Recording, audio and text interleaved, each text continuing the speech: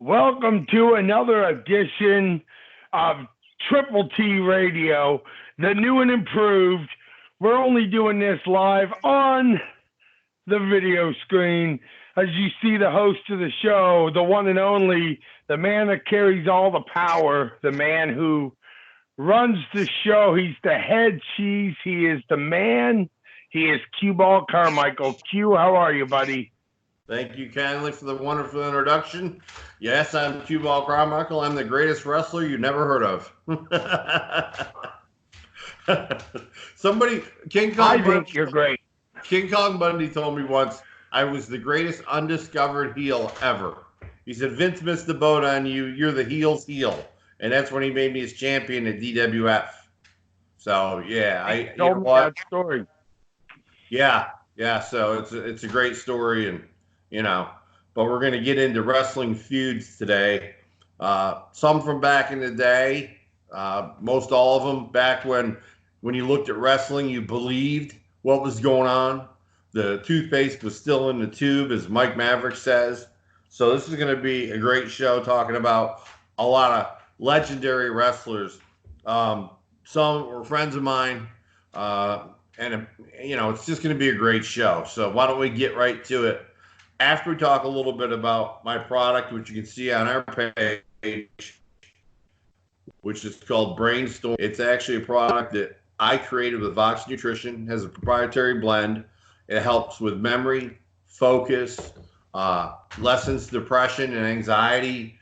It's all natural, 100% natural. It's got key ingredients in it that make the brain neurons fire, which is choline, which is GABA, which the brain produces, makes it produce more dopamine. So you'll have more euphoric effects.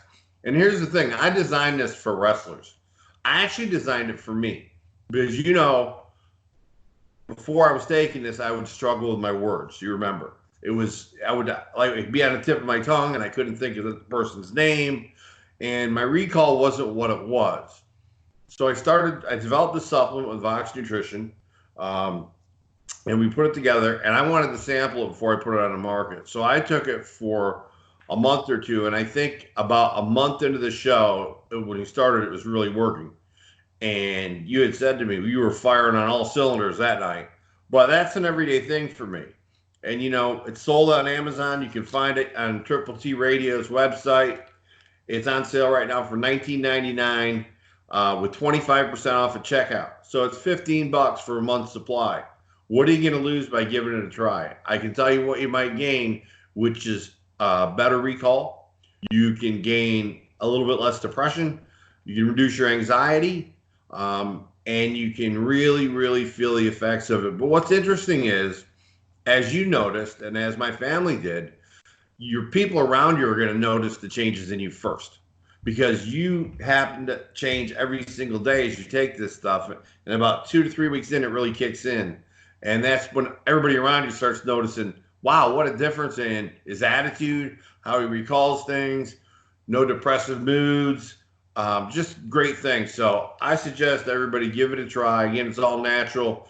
If you're on a blood thinner regime, it's completely safe because there's no vitamin K, because people on blood thinners can't have vitamin K. But there is 100% of your daily dose of vitamin C, B3, B5, B6, niacin, inositol, choline, GABA, bacopa, everything you need to improve your memory naturally. There you go. Well, I mean, the thing is, Q, is it really is good stuff. And you make it so accessible for everyone. I mean, they can slide right on over to TripleTRadio.com, and, we make it's right there, and you guys can't miss it because it's the picture of the bottle. And, I mean, you know what you're looking for. Brainstorm.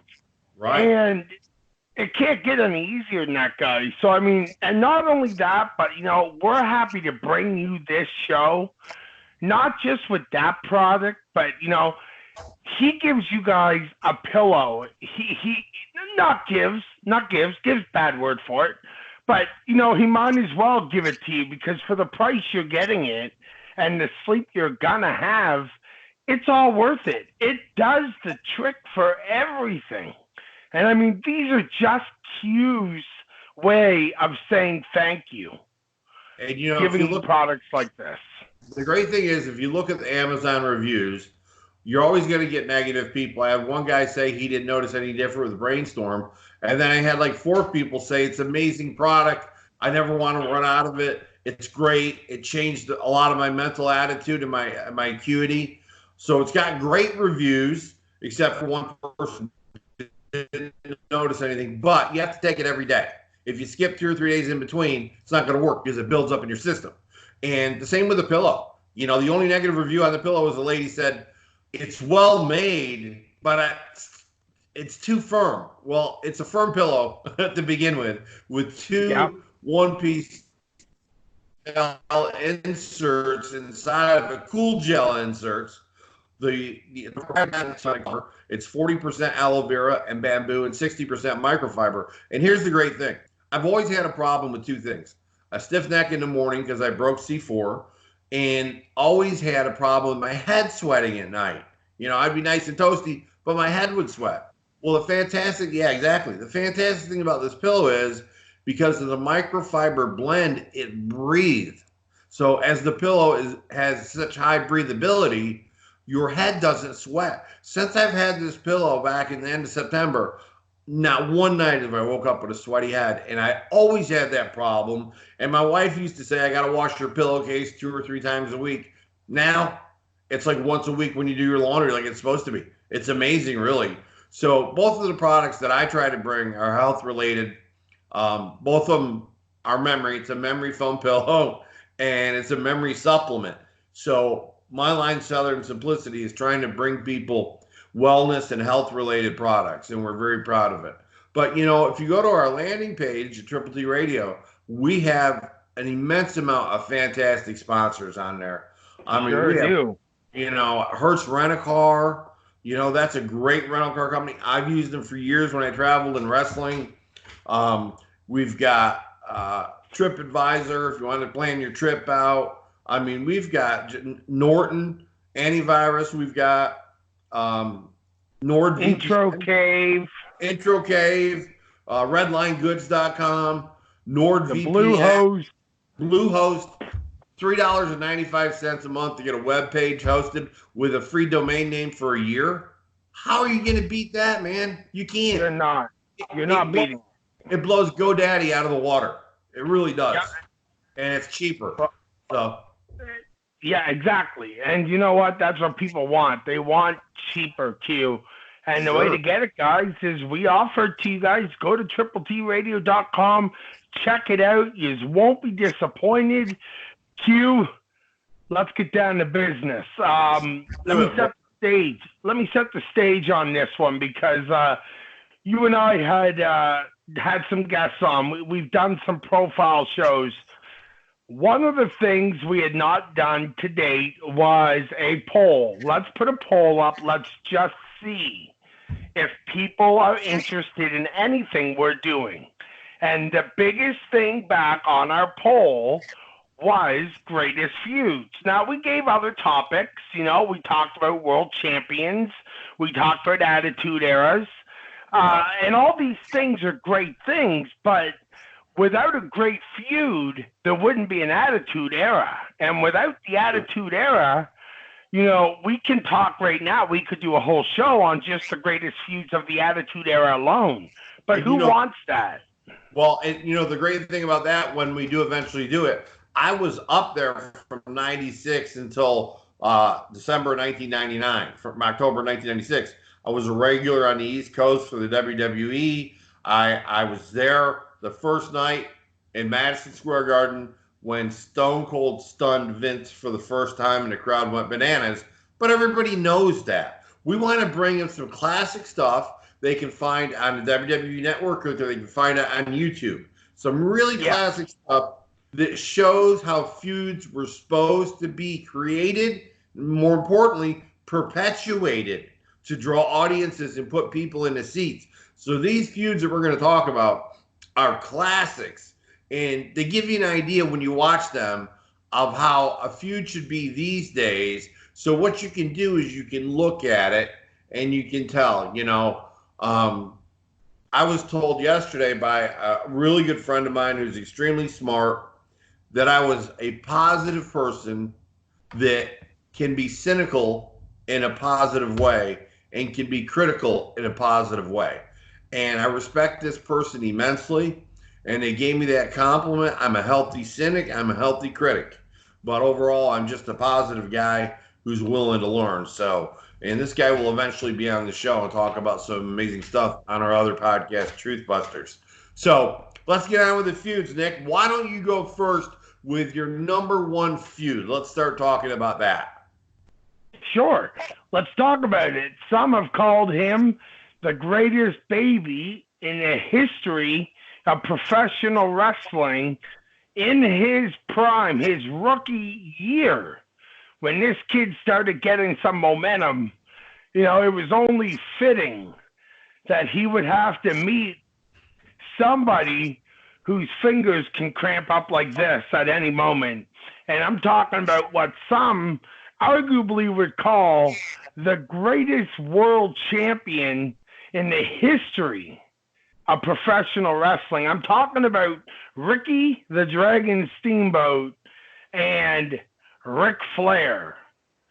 You remember, I remember, there has been Clash of the Champions matches.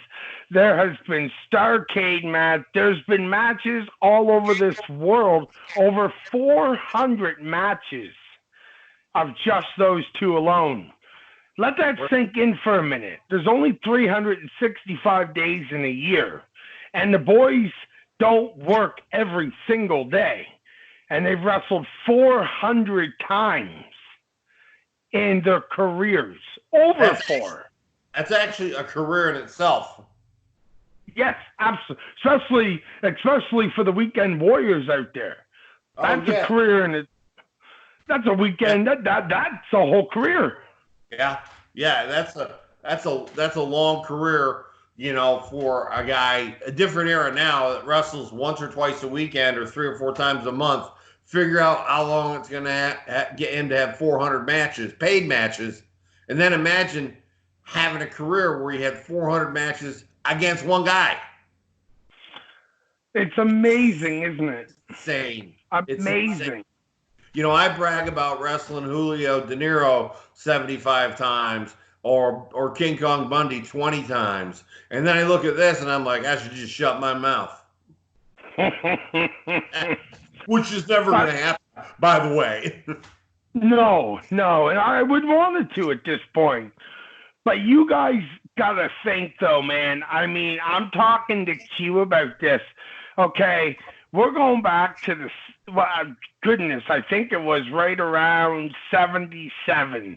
These guys are starting off in Jim Crockett Promotions. And right. Crockett, yeah.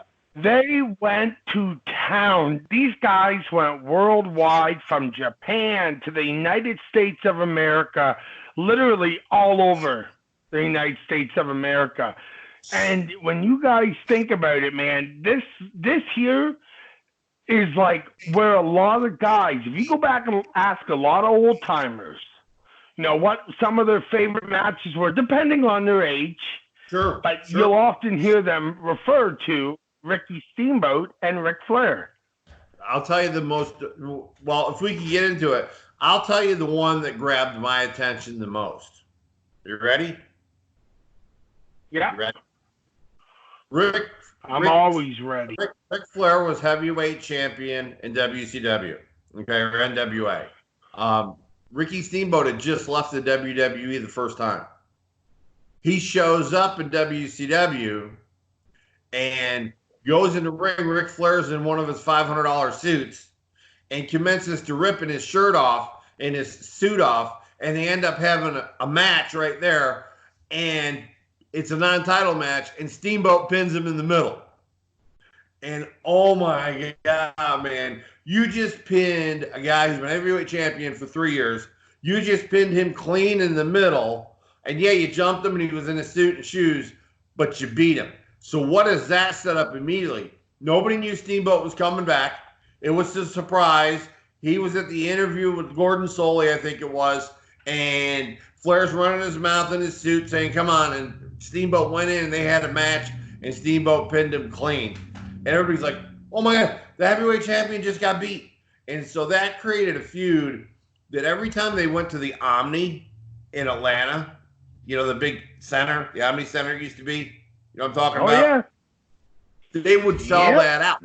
They would go to Dorton Arena in Durham, North Carolina, and it would be sold out with a line of people outside, 1,000 long, trying to beg for tickets. It was unbelievable. Unbelievable. You know, why don't you tell me your favorite memories of that feud and why you think that was such a great one? Why do I think it was such a great one? Well, let me put it to you like this. Well, let me ask you this. First, what hooked you on that feud? What, you remember what got you into watching that particular thing going, oh, damn? Sure I do. So here's how it was for me. When I was getting into the wrestling business, it wouldn't be until years later. You got to think, when he came into the WWE, then, was in 85. I'm one. I am 1 year old. When he left in 88, yeah, I'm not aging you, I hope. Not trying. Don't make excuses why you didn't watch the first match. You were a year old. Come on. When I went back and I looked at that, one of the things was, as the 90s rolled around and we started getting WCW Nitro. And at this point now, please, I am well aware to who, you know, Ricky Steamboat is. Mm-hmm. But there's no internet yet. You know, and WCW was not a product that we got here, nor did we even get VCR tapes of. I'm watching WWFE, and that's it. So when you think about that, okay. You think about that, okay? And then you go, I'm going to go sit down, if you don't mind. No, would that be okay? Great. That would be utterly fantastic. And it's nice you put a picture of me with Steamboat in the corner. And I can tell you, him and I stood behind the curtain and watched the main event that night, which was the Hardy Boys against the brothers, the Hillbilly Brothers from Delaware. You tell me. You guys, they said they were too ugly to get into WWE. No, it's easy. Not Godwin's. No, I'll come up with it in a second. It was only about 4 or 5 years ago. Briscoe Brothers. Brainstorm work. The Briscoe Brothers. Not the good ones. No, the Hillbilly Briscoe Brothers. Okay, they the new ones, the ones that, you know, went to TNA or wherever, were the Briscoe Brothers. Anyway, they were in Ring of Honor for a long time. So this is about 5 years ago. Yeah, and they were getting a lot of work all over because they were fantastic in the ring. So Matt and Jeff wrestled them on an Omega show, and I'm standing there with Ricky Steamboat, and we're watching them through the curtain, and Jeff got injured, and his leg was hurt, and they brought him back, and that was his original persona. Okay. Jeff Hardy, when he started his wrestling career, was Will-O-the-Wisp. Wore a mask, uniform, kind of creepy thing. So Jeff gets hurt, they take him out. He changes into the Will-O-the-Wisp outfit and comes back out to tag with Matt to beat the Briscoe Brothers. And there was 2,200 people in a building made for 17.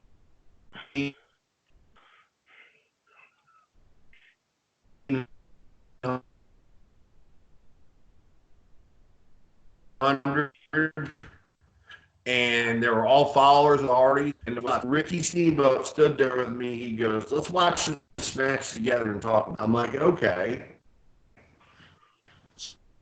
So we're watching the match before it. which has got Shane Helms in it, and he's dissecting it. And he's dissecting it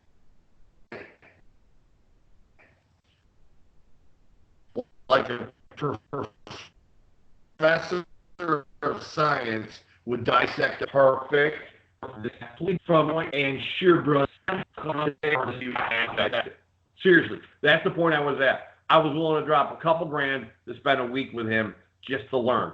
And he says, brother, I'll give it to you for free. Just go to the events I'm booked on. We'll stand behind the curtain and watch the matches together. That's the kind of guy he is. But back to the feud. Okay, so you brought up about our inaugural YouTube show, and you're falling asleep. Who? Just kidding. You. Oh, listen. So you were saying about the one match. So, of course, I'm not getting WCW, so I'm not seeing anything that people are talking about. Along came the internet, along came YouTube, and people that were posting a lot of torrents about different things. The first match I remember seeing was the 2 out of 3 fall from Clash of the Champions 6. That's the first one I remember seeing.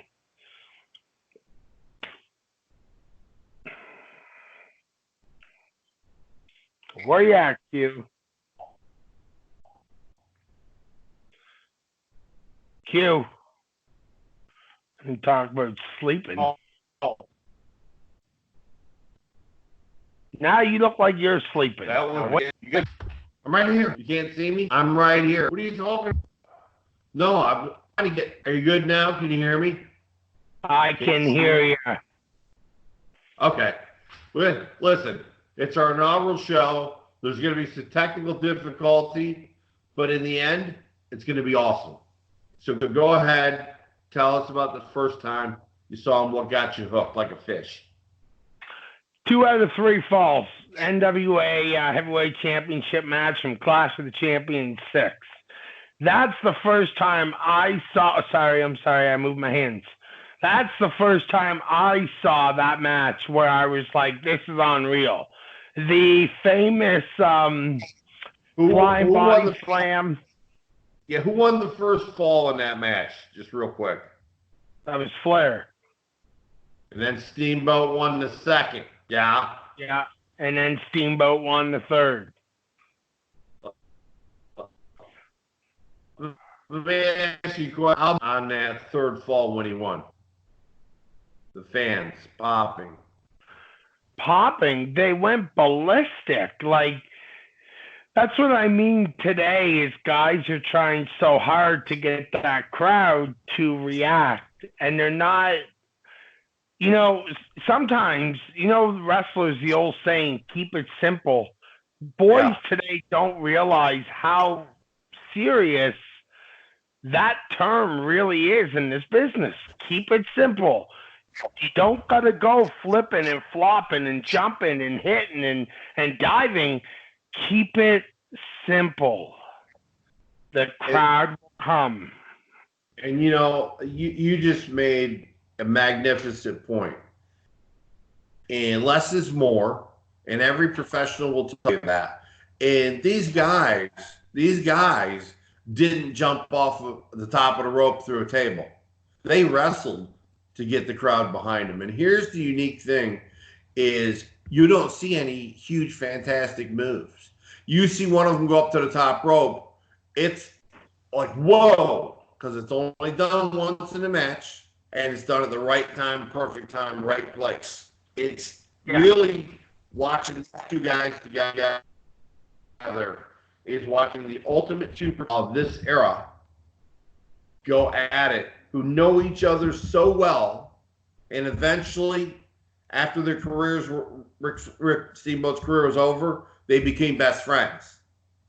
As we know from the induction into the Hall of Fame. So one of the most amazing. Beautiful. Oh, it was the best one ever in my opinion. But did I lose you? I got Triple T Radio. I have no Nick. Are you still there? So 2 out of 3 falls. Clash of the Champions 6 or 5? What, that one was 6. Was 6. Okay. Yeah. That was I remember watching that, and I was sure, I was absolutely convinced that Flair was going to win the 3rd fall. Well, I think because then Flair always pulled it out. Always. Somehow, some way, he pulled it out. And I think that was probably, and this is what I always say, when wrestling becomes predictable, it becomes boring, and you lose interest and you lose your fan base. So I think people were thinking the same way I was when I watched it, that Flair's going to pull out this 3rd fall somehow, some way. JJ's going to come out, give him a gimmick. One of the horsemen are going to run in. Something's going to happen where he's going to win this 3rd fall. And I think that was the mentality of all the people watching. So when Steamboat won that 3rd fall, the place went ballistic. And I remember watching it going, I can't believe that just happened. It was so unexpected and not something that happened every day back then. Can you pull that You up? know? What's that? Are we able to watch a video at all or just pictures? Well, I wanted to watch, as you guys see the picture that I just put up right there. That is genuine. You ain't kidding. No, you're not kidding. Respect, friendship, brotherhood, career, love. You're always going to be a part of me in this world and beyond. And Flair's face is a face of just respect. And Steamboat is a face of, right now, I couldn't be a happier man than I am in this moment. Yeah, I agree. One of my favorite pictures, actually. I grabbed it for you. I can't watch it without crying, man. Seriously. I knew that you would really like it a lot. I'm going to show you. You just said about the videos, and I don't know why, but they're not working. And here, I'll help you out. I'm going to really help you out now. How's that? Oh, yeah. The apprehensive eye stare, apprehensive physical movement, but with the laser vision on each other, getting ready to lock up. When you see this, you know that greatness is about to happen. They didn't have to do anything there.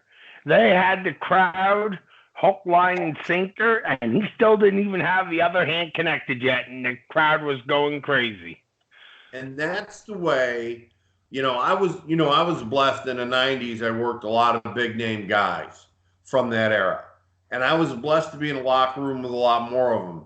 And, Bill Eadie, who I wrestled probably a dozen times always as Demolition Axe, he told me, we did one match and he goes, we could do that match 6 nights a week on the road back in the day. He told me that what you have to do is you have to have somebody that is going to be your nemesis. And in that match with that nemesis, the build-up and the transitions, the movement between moves, this is a transition. And this is what I teach them when I do my camps, is transitions in psychology. This is a perfect demonstration of a transition to a lockup. The psychology is perfect. The crowd is in their pocket. They're totally controlling them on a roller coaster. That is art. I've often said people go to a museum to see Salvador Dali, Renoir, all these great artists who put something on canvas. Well, wrestlers also paint on a canvas. And it's absolutely captured in eternity. And this picture right here is captured in eternity on canvas.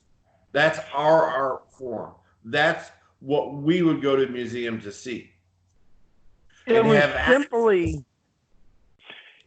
simply, depending on who you ask, it was maybe one of the greatest matches in the history of the business. And when you think of Ric Flair, I always say there's three names you think of when you think of Ric Flair. You think of Sting, you think of Ricky Steamboat, and for me, I think of Barry Windham a lot. I don't know why, but Barry Windham for me. But when that's the three names, Sting and Ricky Steamboat for sure are two names that when I say Dusty Rhodes. Those are my three, 100% hands down. So that's what I think of when I think of Ric Flair. Here's one I think when I think of Ric Flair, and I actually think because, and I tell you why I say this. Harley Race was known as an enforcer. He was a tough guy. He got in a bar fight one time and beat up 10, Harley was one of those guys that can hurt you real bad real quick. And Harley passed the torch to Ric Flair.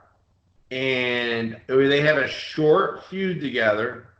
But if you look at what Harley Race and Ric Flair did in a match, it's the class of, this is the match that we can do.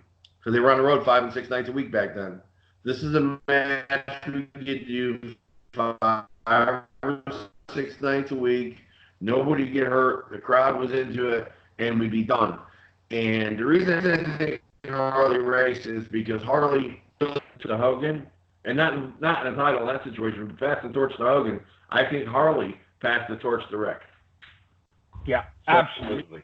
See that those are synonymous. But Sting is, if I go to my fourth, it would be Sting. So yeah, great choice. Great, man. You want to go next? What do you got? I would love to go next. I'm going back to the early 80s Georgia Championship Wrestling. I remember all of a sudden we had WTBS and we had Georgia Championship Wrestling on Saturday nights, the Power Hour. It was from 6 to 7. I'm talking 81, 82, 83, just as I was getting into business. And I remember something that caught my eye, and it was a crazy guy by the name of Buzz Sawyer. I mean, he played crazy. I think he was. He ended up passing away, unfortunately, due to his demons. But he had a feud with a young man who had been the world's heavyweight champion for, I think, 17 days when he beat Ric Flair. And it's Tommy Wildfire Rich. And in the early 80s, there was no wrestler hotter than Tommy Wildfire Rich. His promos were great. Him and Buzz Sawyer had a feud, and you can go on YouTube and you can see the locker room brawls that they had, and you can see the brawls they had at a match in Chattanooga that they weren't even booked on. They just both happened to show up, coincidentally. And you can watch this feud. Now, it came in hot out of nowhere. It lasted a little over a year. It wasn't one that you're going to get because Tommy had the National Heavyweight Championship at that time, NWA National Heavyweight Championship at that time. But Buzz Sawyer and him had this chemistry of violence together. It wasn't even wrestling. It was very little wrestling.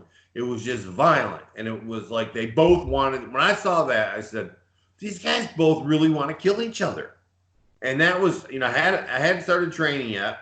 So when I watched it, as a typical fan, I was like, whoa, this has got my attention because these guys really look in their eyes and in their actions like they want to kill each other. So it got my attention. It's not my number one, but it's one of my ones. I want to build up to my number one. So that was a great basis. If you can go on, there's lots of video. Tommy Wildfire Rich and Buzz was a high school and collegiate wrestling champion. He could wrestle. Luthez, when I was training Luthez said great things about his skill and ability. As a person, not so much, because if you smoked one joint of marijuana and Luthez knew about it, you were a hoodlum. Wow. Oh yeah, he was old school. Old school. I mean, that's the way it was. That's old school. Go to the show dressed in a nice suit and tie or a polo shirt, slacks, and a sport coat. Let me tell you something. Lou never, ever showed up anywhere dressed as anything but somebody running for political office. And he said that's how professional athletes carry themselves. And there was a very long period of time, and Damian Wayne will tell you, I required wrestlers to dress the part. If you came into the locker room, I was running for NWA Worldwide Wrestling for a couple of years here. If you didn't come in at least a sport coat, slacks, and a jacket, I sent you home. Absolutely.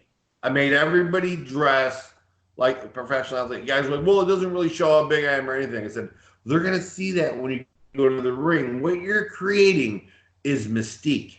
Pro wrestling was built on mystique. It had a certain, I don't know if it's real. I don't know if it's not real. It looks real. These guys really got to get hurt. I mean, and when you expect somebody making hundreds of thousands of dollars to show up to an event, you expect them to dress appropriately.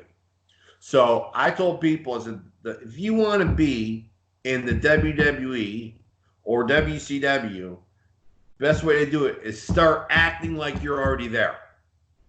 Absolutely. Why not? Yeah, that means you dress the part. You show up. You look good. You go in the ring. And I took a Bill Watts thing and I said, and damn it, if you ever get in a fight, and you know I ran for 5 years in 7 states, if you ever get in a fight and you lose, you're fired. So if you go out drinking somewhere and I read about you in a paper and you got beat up by 2 guys, you're not coming back, you're fired. Well, I mean, you can't be a world champion. You can't be a world champion and dress like a bum. No. How well did Ric Flair dress?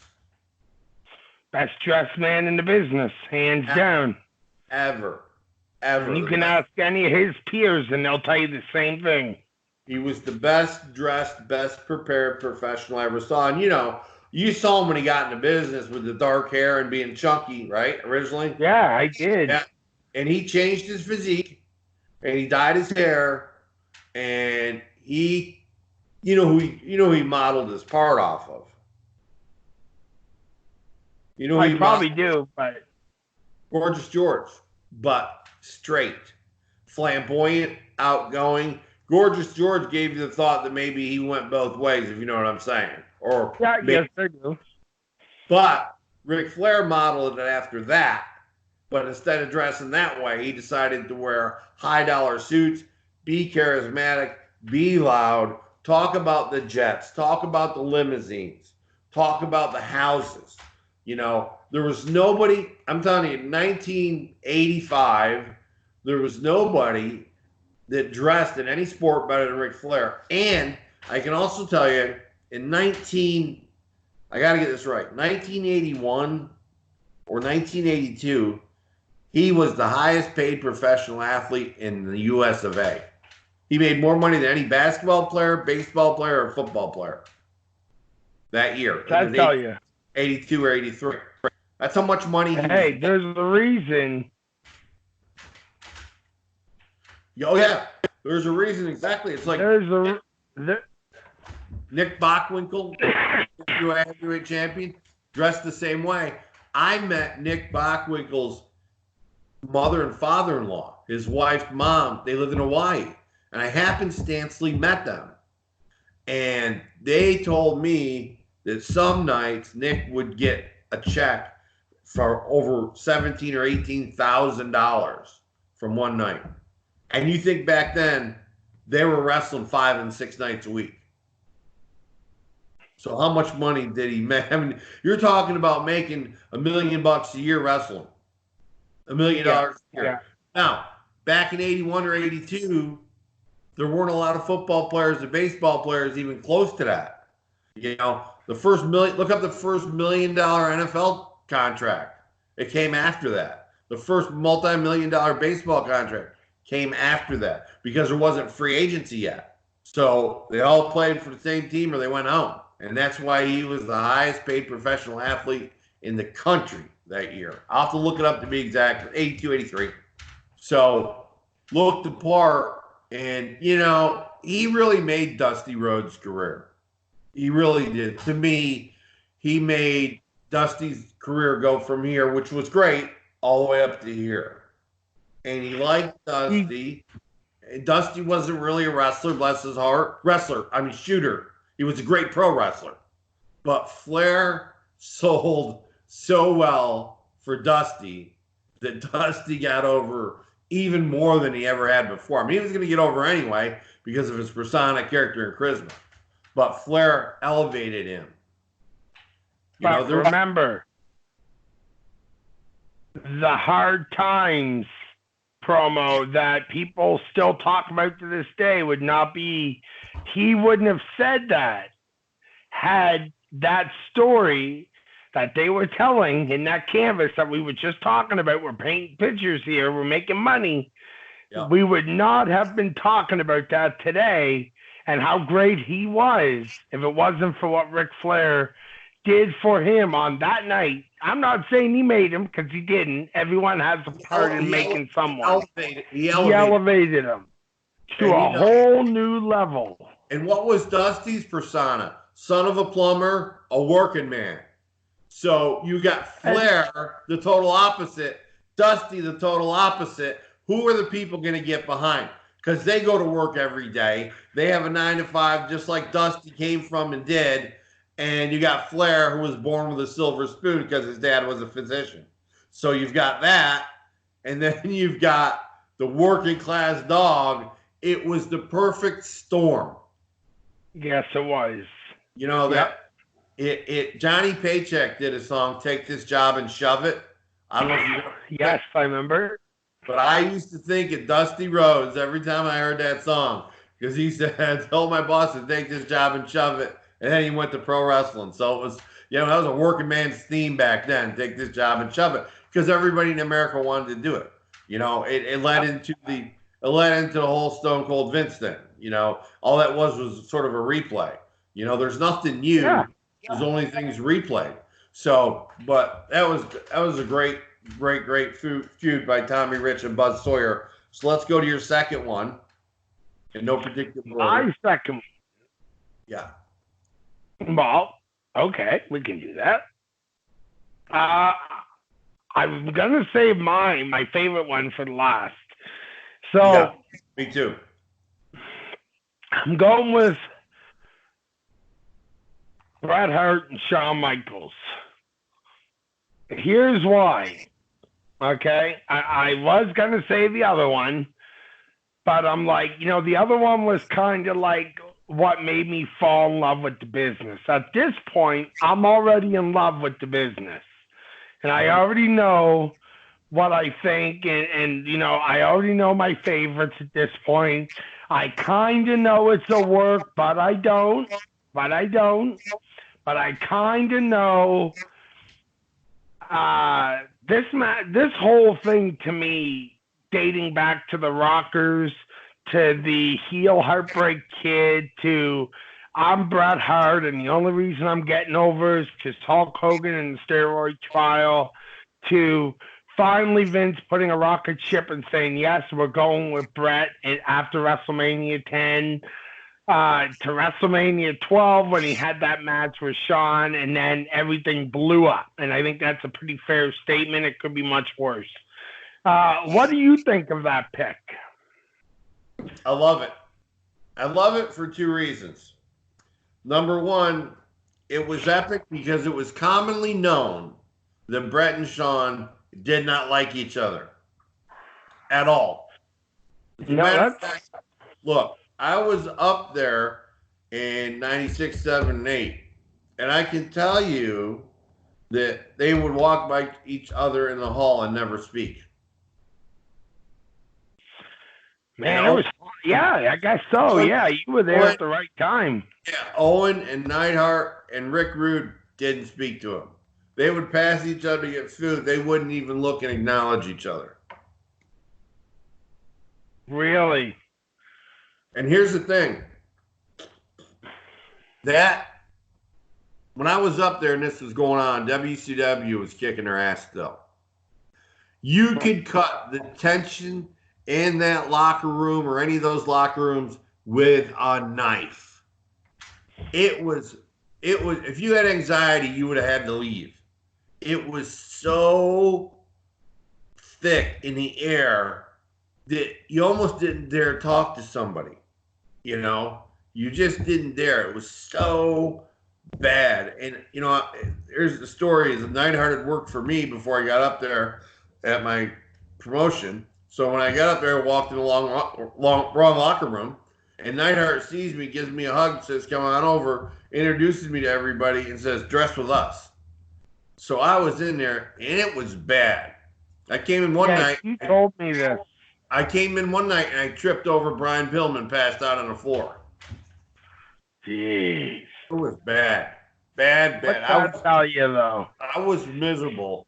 And I took maybe there was 6 months that they weren't giving us any work, 5 months. And that was the transition to Brett leaving and everything changing. And then you went up there, and Matt and Jeff already were up there. Dudley boys were up there, all a bunch of guys that I knew.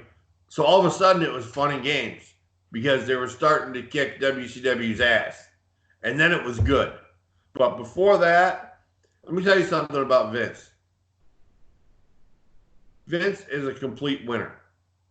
What I mean by that, when WCW was kicking their ass, Vince, you don't want to say nothing to him. Nothing. I would pass him in the hallway. Not to him, sir. That's it. He was walking fast, head up, shoulders back, and pissed off. And it was out. Look, I was up there. Stevie Richards was up there. Stevie Richards got thrown out of the ring by Jericho. He ends up going to the emergency room, and he's got a fracture above his ankle and his shin bone. He comes in a cast. True story. I'm standing there with him, talking to him. Vince comes up. He goes, "What the hell happened to you?" And he told him what happened. He goes, "I put all this money into you to get you in this spot, and you get hurt." And he shook his head and he walked off. And I said, "Oh my God, dude, my butt was puckered." I was like, I didn't know what to do. I didn't know whether to shit or wind my watch. It was that bad. When he ripped into Stevie, I was like, should have cut the cast off, man. And take it. Yeah, you should have. Yeah, Vince was pissed anyway. But when somebody gave him a reason to be pissed off, you do not want to be working up there when Vince is pissed. No. It's terrible. That's one of the reasons Tom Brady left. He didn't want to deal with it. They put that money in Salvatore Sincere, and he asked 6 months later, asked for a release of his contract. Jeez. And he was doing 20, 25 house shows a month. And you know how much money a house show pays. Yeah. Put it this way. After 6 months, he left, bought a tanning salon and a gym. There you go. The rest was history, as they say. But that was the era where everything was pissed off. I was up there when what year did the screw job happen? 97. I was up there. I wasn't at that event. That was WrestleMania, right? So I wasn't. No, oh no, it wasn't. It was Survivor Series. That's it, Survivor Series. When they screwed Brett, I was up there. That happened on a Sunday. I was booked that Monday and Tuesday, and the following Monday and Tuesday. And McMahon still had a black eye. I looked at him, and I can't help but look at the black eye, and I'm like, did he know I looked at his black eye? I hope not. I hope I just went, sir. It was bad. It was bad. It was bad.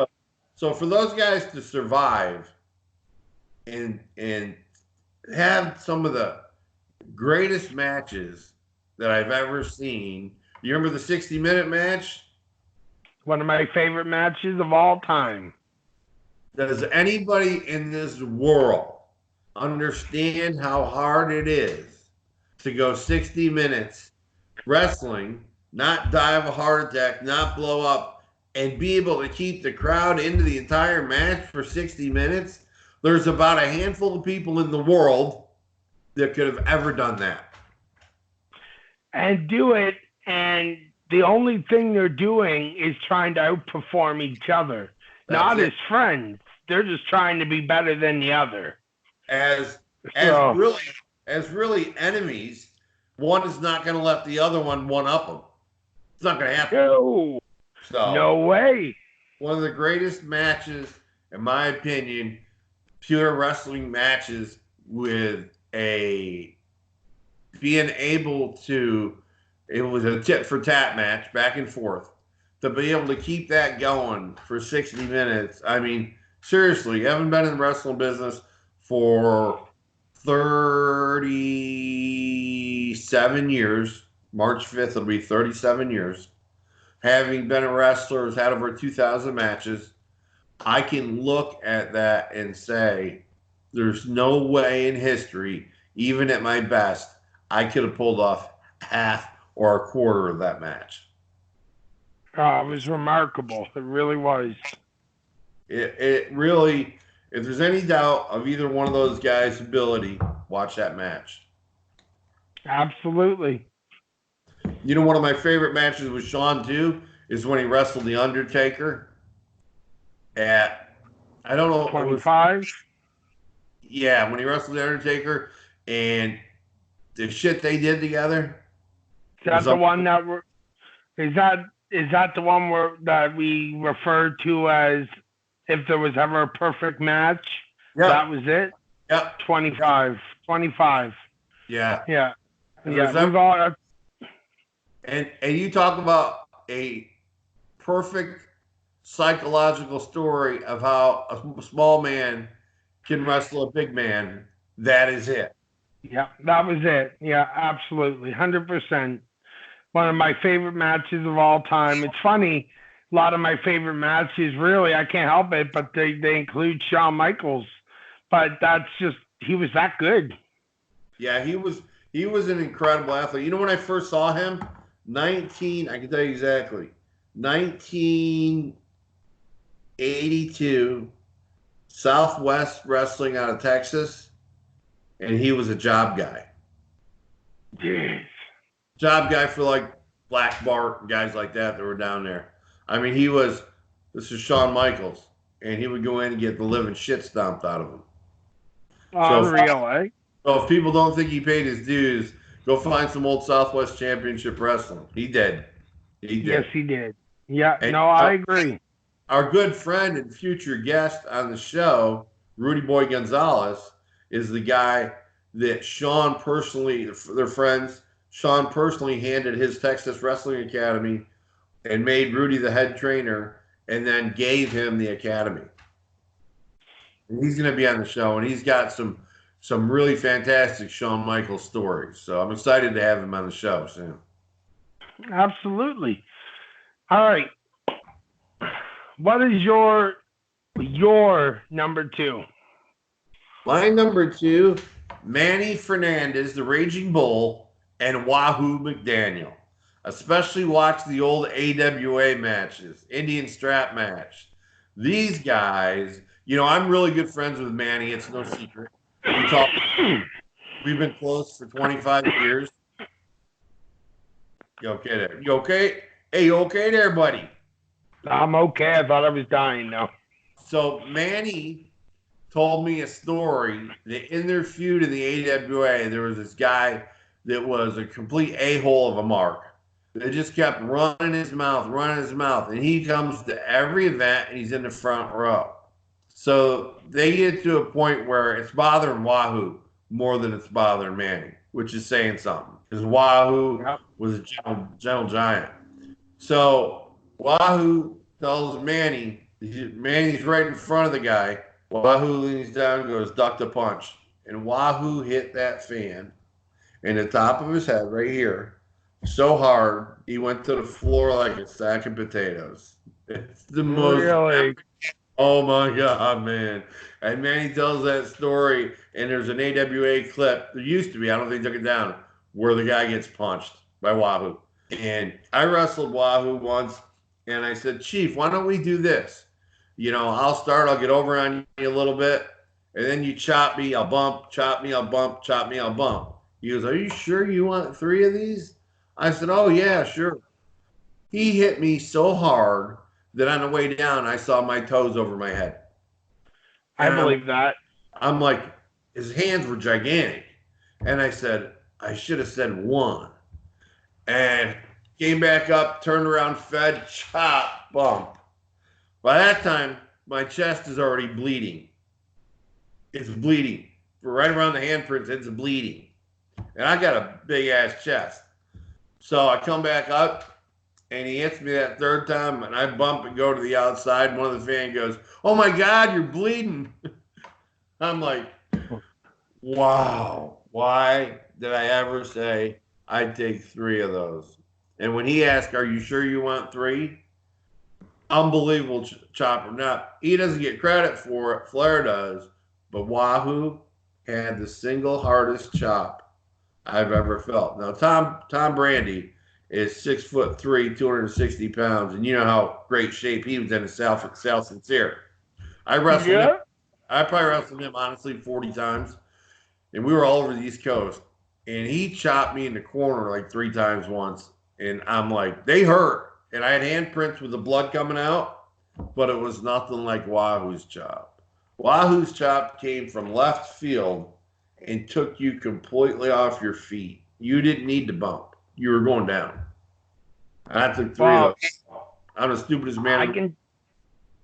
I can tell you this.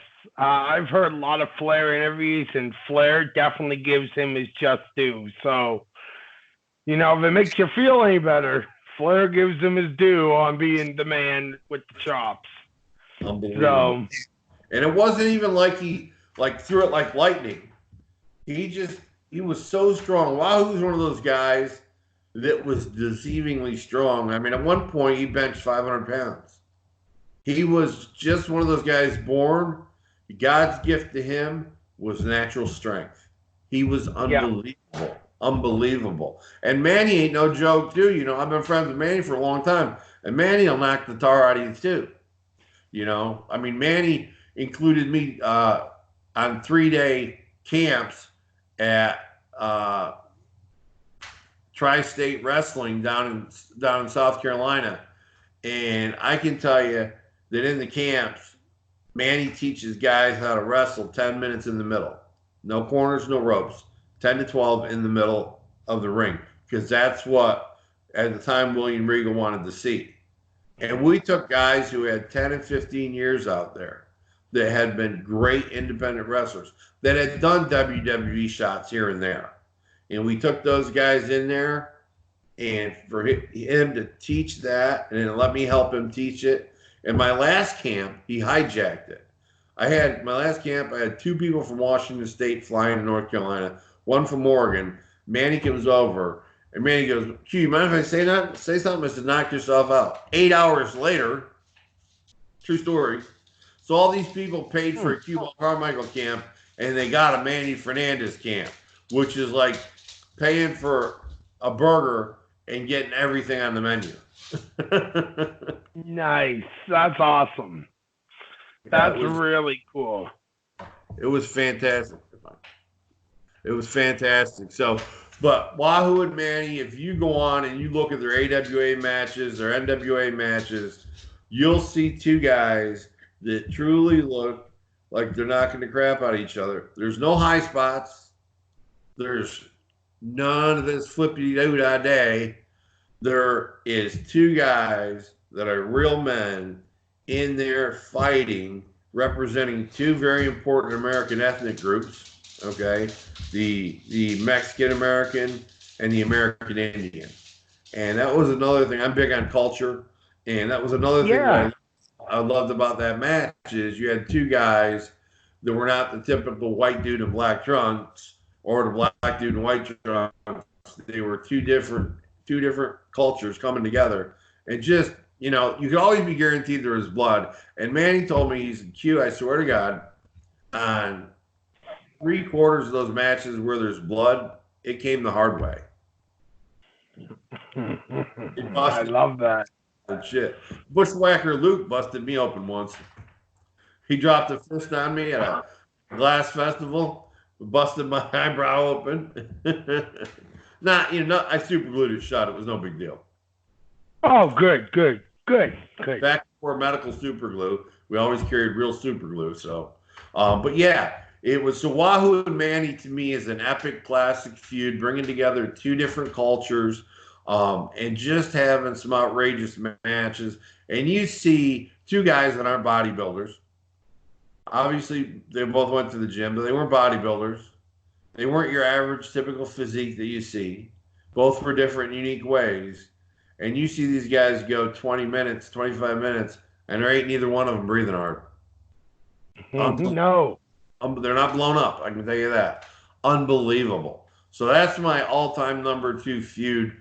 It doesn't hurt, and I'm a little partial because I got to wrestle Wahoo and hang around with him, and you know, he offered me to go fishing with him anytime. And then Manny, who the first time I met Manny in like 1995, Jimmy Cicero, me, Manny, and Frank Murdoch, who was Dick Murdoch's nephew, walk into a bar in the Tidewater area of Virginia, and the owner's a chick, and he walks in, and she goes, "Oh my God, it's the Raging Bull, Manny Fernandez." She comes over, "You guys aren't paying for a drink at all tonight." And we got there at 11. It closed at 2. She let us stay till 5:30 in the morning and drink. Nice. And of course, we had a designated driver somewhere. And anyway, somewhere we're gonna find him.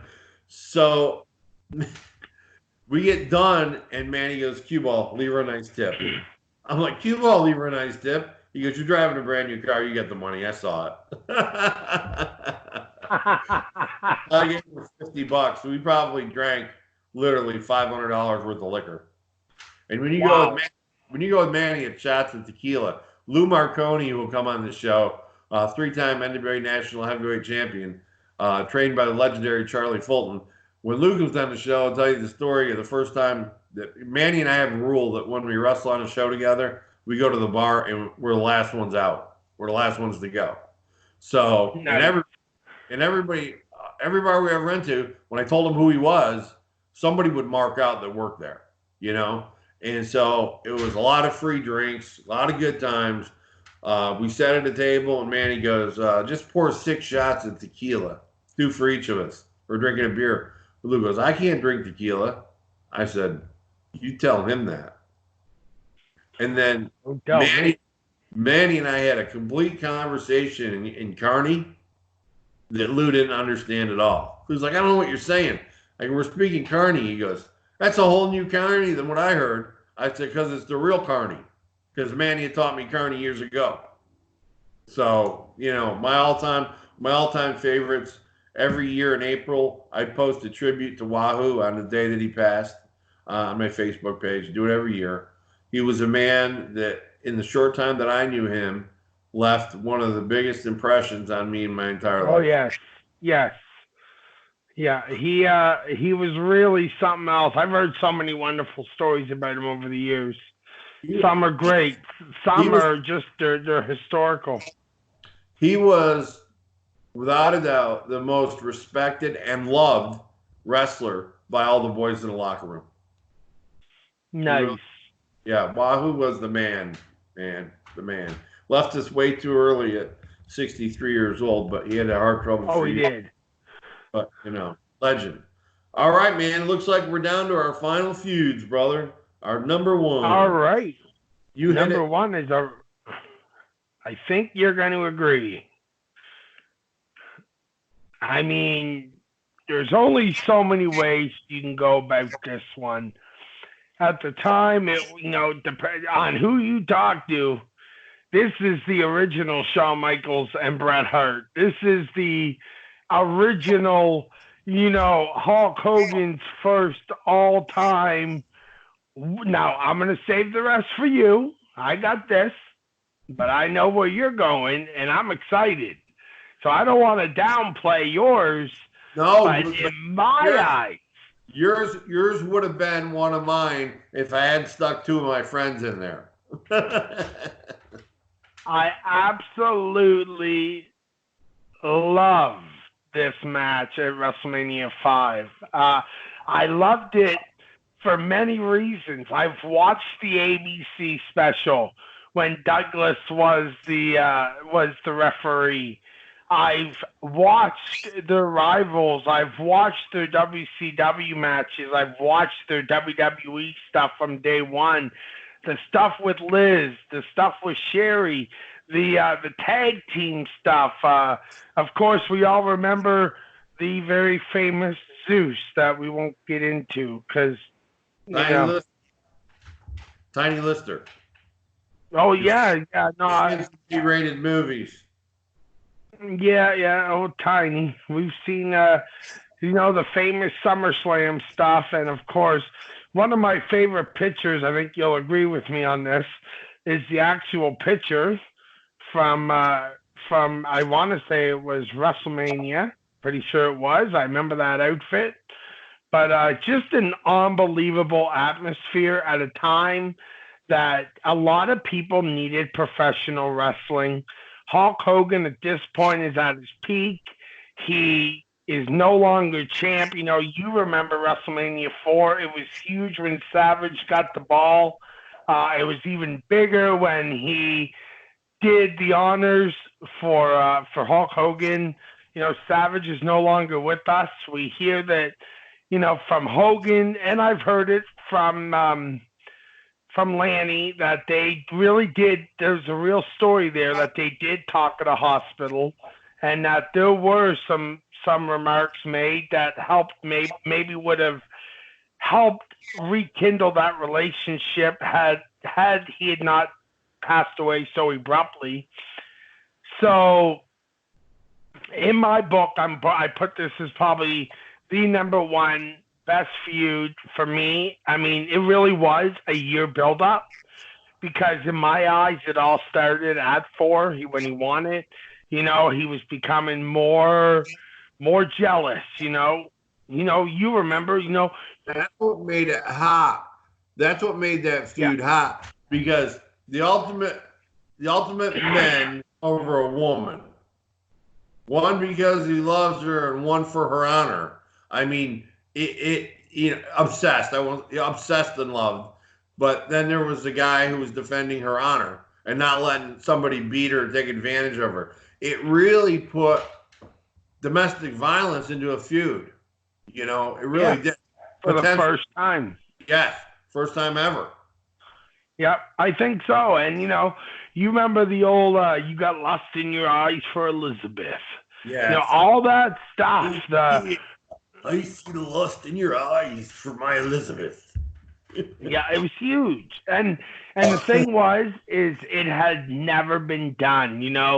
Macho Man, we all remember his famous WrestleMania 3 match. He did well. I mean, 3 with Ricky, 4 with 3 guys, one man gang. I can't remember them all. Obviously Ted, because that was the $1 Million Man. Ted DiBiase was the final. And then Hogan, and then Dusty at a time that that's a match it was iffy at best, but then Warrior. So, I mean, he had some great matches, and obviously then Flair, so it's not like he has always been, a Mr. WrestleMania before Mr. WrestleMania really was a thing. Yeah, and the thing with Hogan is, a lot of people say, well, he can't wrestle. You go watch his matches from Japan. Yeah, he can wrestle. Oh, yeah. But what he did was he stayed healthy, and he only did the moves the fans were totally behind every one of his moves. You know what I mean? So there's a guy that can have 10 years on top and not be out because he tore a bicep doing some stupid move or something like that. You know what I mean? So he was very smart in how he played it. His finish is legendary. The fans knew it was coming. And that's what you want for a finish. You want people to see it coming, let it build up, and then give it to him. So, I think that this feud was the ultimate thing going back to caveman times where no, ugh, that's my woman. No, ugh, that's my woman. And Macho Man totally distorted Hogan's reasons for defending Elizabeth. So it created into you stole my woman, you SOB. So it had a lot of stuff that hadn't been done in that way before. So we had never seen a guy go flying through the center rope. Saturday Night Main Event. Yeah. And Savage landed. I don't know how many times you've watched it, but man, you watch that crap in slow motion, and you can see she's hurt. He landed hard on her. Hard. She's a trooper. Hard. She's a trooper. I used to have every Saturday Night Main Event on VHF video. There was a vendor that came to the Secret Cove in like 95, 96, and he had every Saturday Night Main Event in a special case, all of them stacked up yay high, and I bought them all. So I had all that on video. Yeah. Later on, I think I paid $20 for it, and I sold it for $200 on eBay. Nice. Yeah. After I burned copies of it. That's right. That's the important thing. That kind of memorabilia, if you can get your hands on that stuff at wrestling shows, and it's classic stuff, you can go put it up on eBay and make a ton of money on it. You're darn right you can. So Amazon's totally overshadowed eBay. But one thing about eBay, when I call them, because I have a store there too, when I call eBay, I get a live person sitting in Ohio or Kansas or California or wherever. I don't get rerouted to overseas, and nothing negative about those people. They need a job, but I don't believe you should outsource your customer service. I think your customer service should be in the U.S. I know it's cheaper to outsource it, but it's really difficult to talk to somebody whose English is limited and try to get across what you're trying to say. I have a difficult time with that. That's why I don't have American Express anymore. At American Express, every time I'm going to call customer service, hello, my name is Bob. May I help you? I'm like, yeah, no. It's American Express. Yeah, no. Anyway. All right. I totally get that. Absolutely. Now it's going to be your time to shine. You're the host of the show. You get the final pick of the night. It's like big draft, right?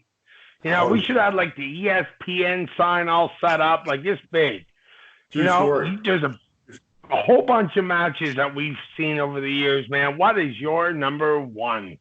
Wait till we do our draft for our first Hall of Fame. It's going to be fantastic. Yeah, it is. It is. My number one pick of all-time greatest feuds in wrestling represents what I believe the wrestling business is about, and that's making money. But also the passing of a torch, the segue to a legend leaving the business, and that would be WrestleMania 3, right? Yep. Andre the Giant versus Hulk Hogan, the body slam heard around the world. Unbelievable. Just one of those matches that had a 13-month build-up to the match. Yeah. That's the match that filled the Pontiac Silverdome to capacity. That's the match that was shown on closed-circuit TVs. People were going to movie theaters around the country and watching it if they didn't have cable and couldn't get it on TV. It was amazing. And I can tell you this, that when Hogan slammed Andre, you could feel the electricity in the Silverdome. Like every person in there, 90,000 people, all of a sudden were connected to a moment that will last in eternity. The first man to ever body slam Andre the Giant. Did it look like that? Is that it? It's exactly that, brother. It's exactly that. And if I always tell people when they say to me, they'll say, when did you know you had a love for this business? I always say I can remember sitting on my father's lap and my next door neighbors. This is about, this is back when I remember the thunderstorm on the VHS box and Hogan's ripping the shirt and the Warriors got the hands up. Well, then I seen this match.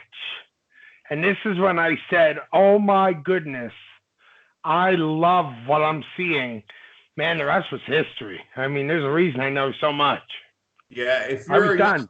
How old were you at that time, do you know? For which one? 3? Yeah. I was 3. I was born the same year WrestleMania, the year before WrestleMania begun. Okay. So you still remember that. And here's the amazing... take your pills. No, this is for our show starting at the actual time. Getting ready for it. Oh. That's my prep alarm. You're ready for the show. So anyway, I like that. Yeah. So what happened was, to me, I had met Andre the Giant. I met him at the Broome County Arena when I was working security, and I remember walking up to him and shaking his hand and telling him I thought he was just amazing. I couldn't understand what he said back to me, but that doesn't matter. I probably couldn't. Well, and I probably couldn't, Nick, because I was blinded by the fact that I was shaking hands with a wrestling legend. At that point, I was 19 years old, and I said, my dream of being a professional wrestler is now over because I saw the size of him. I said, it's not going to happen. So I continued to work security. The guy that set up the ring would get me in there and bump me around a little bit, told me I had a talent for it. So it's maybe a year later, and I meet Bob Backlund, who's the world champion. And I shake hands with him, and I know I'm at least 1.5 inches to 2 inches taller. And at that point, I was 6'2" and probably 240 pounds and in shape. Really? Yeah. I met him. I shook his hand, and I said, I'm going to do this because I can compete with a man like this size-wise, and he's the world champion. And that was the second that I realized I got to find a wrestling school. I got to sell everything I own, and I got to move somewhere. I knew at that point it was done. It was done. I knew at 9 years old. I knew at 9 years old I was going to be a wrestler because I told you the story. My mom's in the living room screaming for my dad to come in. And I think somebody broke in the house, and it was a big old 13-room farmhouse. So I run from one end of the house to the other. I go in there. TV's on. Fred Blassie's got some guy bleeding all over the place. And my mom looks at my dad and goes, Jerry, do something. And he's like, that's on TV. What do you want me to jump to the TV set? And she goes, but he's killing the guy. And when I saw my mom react like that, it could have been roller derby, underwater Himalayan folk dancing. It could have been wrestling. It wouldn't have mattered. Whatever got her to react like that, I wanted the ability to put people on that roller coaster. So I knew at 9 years old I was going to be a wrestler. And that was my plan until I met Andre. And then my dream was shattered. And then, thank God, less than a year later, probably 6 months later, I met Bob Backlund and shook hands with him. And I'm like, yeah, I'm in. And it was less than 2 years later that I was living in Hawaii going to Peter Maivia's wrestling school. Wow. Unreal. Yeah. Packed up, sold everything, moved 5,000 miles away from home. Now, keep in mind, this is late 1982. There's no internet. There's no cell phones. Maybe you had a pager. And once a week, I would spend the $10 and call my family back home. And my cousins would come over to my mom's house. 2 sets of cousins would come over. My sister was there. And I would call and spend 10 minutes talking to everybody. And that was it for the next week. I was back to unreal.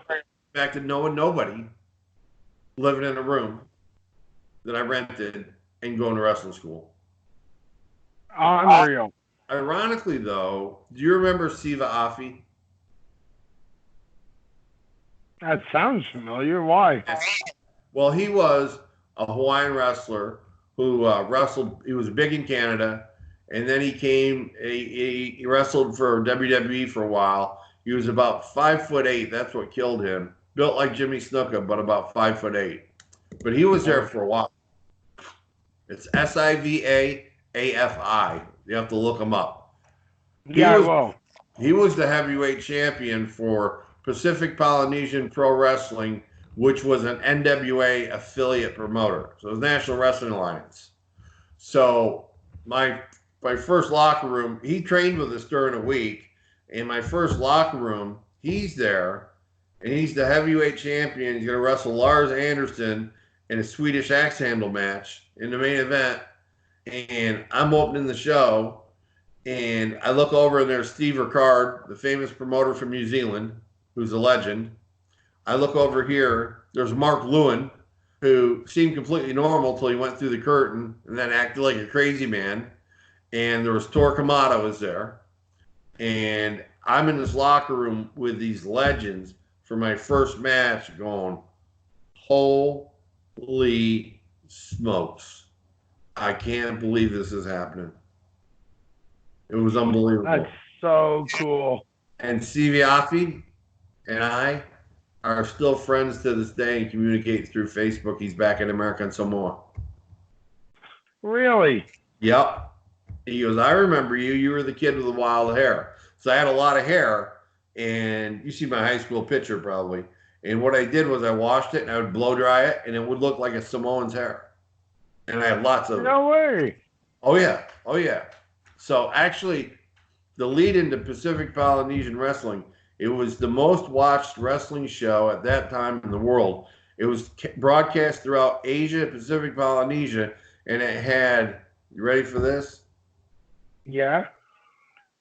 10 million views a week. Wow.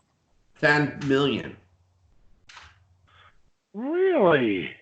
Pacific Polynesian Pro Wrestling, promoted by Peter Maivia and then taken over by Leah Maivia. At the time, the Apex in 1982 and 83, that show was, it was seen by 1 billion people. 1 billion, because it was in China, it was in Hong Kong, yeah. It was in Japan, and people don't understand, Pacific Polynesia is enormous. People don't understand geography. Yeah. There's 50 million people. It includes Micronesia, Malaysia, Guam, Samoa, it was all in China, it was in Japan, it was in Hong Kong, it was in they call it Malaysia, which is Vietnam and all those countries over there together. Nice. Broadcast, so next week, 1 billion people. So I'm sure you can see yourself right now on the camera. So next week, I say we do the first ever Facebook Live right from here, just like this, only you will be calling me and I'll be putting you directly through the show. Now, what would you say to that? I would say, hell yeah. I thought you might like that. Oh my gosh, that's awesome, brother. Awesome. I thought you might like that. That's going to be the plan for next week. But in the meantime, I got to tell you, we're running at an hour and a half right now. We've done the greatest hits. I'm super pumped. I am pumped for next week. I hope you're pumped for next week. I don't even know what we're doing next week. Doesn't That's matter. the beauty of this show. It's going to be, it's going to be a great show for fans to watch. It's fun. We run on all cylinders all day. It's amazing. Absolutely. I couldn't agree more. I couldn't be more excited right now to be on Facebook or YouTube live and doing our show. Well, me neither. I mean, what an opportunity for Triple T Radio. It's Triple T Radio, man. It's wrestling our way. It's wrestling our way. You're exactly right. You know, we talk about legends of the business, our connections with them. We can play the game, 6 Degrees of Cueball Carmichael. Name any wrestler that wrestled in the 90s or the Attitude Era or was a star in the 70s, and within 6 people I can connect myself to him. Usually it's 2 to 3. You know, there's that game 6 Degrees of Kevin Bacon. You know that, right? You can connect any actor. within 6 links to him, you can do it in less than that with me.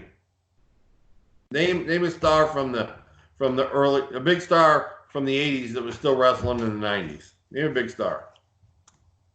Ric Flair. Perfect. I can do it in one move. I wrestled Wahoo, who wrestled Ric Flair. Wahoo. Done. I like that. That was pretty easy. Bret Hart. Bret Hart, easy. Jim the Anvil Neidhart worked for me and introduced me to him. One connection. Boom. Anvil, Bret. I love it, man. I like that. It's a fun game to play. We probably could do the 4 degrees of Cueball Carmichael. We don't need the 6. We can do the 4 degrees of Cueball Carmichael. How can he connect himself to any wrestling star, 80s, late 70s, all 80s, all 90s? Well, you know what, buddy? I love it. I love it. Thank you. Wrestling our way is fun. I don't see how anybody could watch this show and not enjoy the topics that we talk to, the relationship that we have, the respect that we have for the business and each other. Nobody's going to find a show like that. No. This is a great show. I had a great time tonight. Me too, man. Time went by fast. I can't believe it. 90 minutes. That's crazy. Yeah, me neither. And this was a lot of fun tonight. And I skipped a lot of detail on these because I knew we were running long. So. Yeah, I figured you did. Why don't you do this? The Cue Ball's Corner Pocket, could you put up one poll on who should have been the heavyweight champion that never got it? Yeah, I'll do that. If we do that, we'll get, and then maybe they can leave a comment on who they're talking about, right? Absolutely. I'll put that up after. Absolutely.